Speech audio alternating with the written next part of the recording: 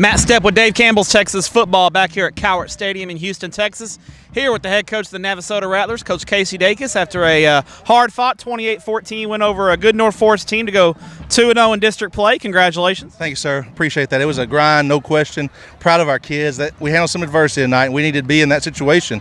So I was really happy with that, and I thought our kids battled really, really hard. All right, now you had some different circumstances tonight, playing on a Saturday evening, so that the kids kind of had all day. It wasn't the normal routine. Normal routine Friday, you have school all day, pep rally, get ready for the game. How concerned were you about kind of being out of your normal rhythm? Did you feel like your kids would respond well to that? Well, anytime you get out of your rhythm, in my opinion, it's not a great thing.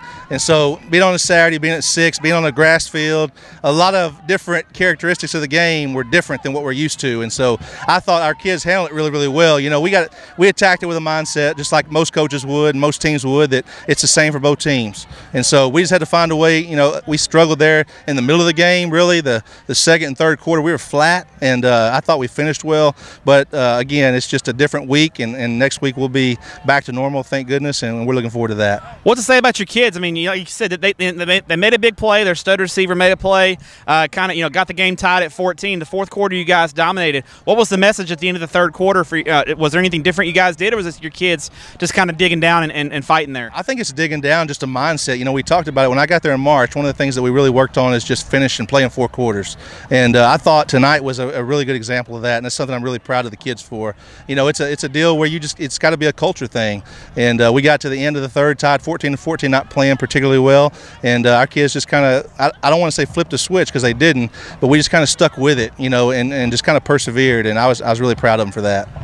You guys started 0-4. I know it wasn't the start that you wanted to have. You play a tough schedule in non-district. You guys felt like you were prepared for district play.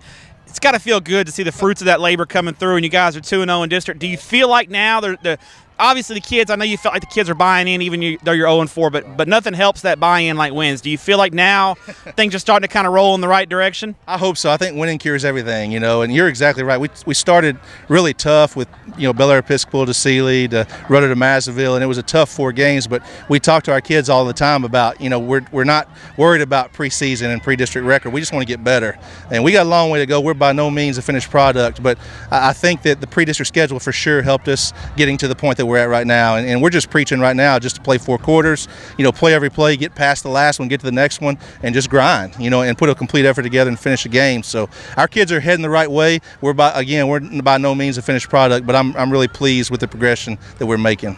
I bet you're a lot more pleased to be a 2-0 unfinished product than an 0-2 unfinished product, right? It's a lot better, right? Yeah, it's a lot better to be on that side of it, and hats off to North Forest. Their kids played hard tonight, and I thought that receiver, the Demas kid, he's phenomenal. He's a guy where literally you can throw a jump ball to, and you can have 2 or 3 guys on him, and he just out-jumps everybody for the ball. So there's a reason why he's a ESPN top 300 player or whatever he is. But credit to them, they played hard, they gave us all we wanted, and again, I'm just proud of our kids for handling it. Coach, enjoy the ride back home, and good luck next week on homecoming. I appreciate it. Thanks for coming out tonight.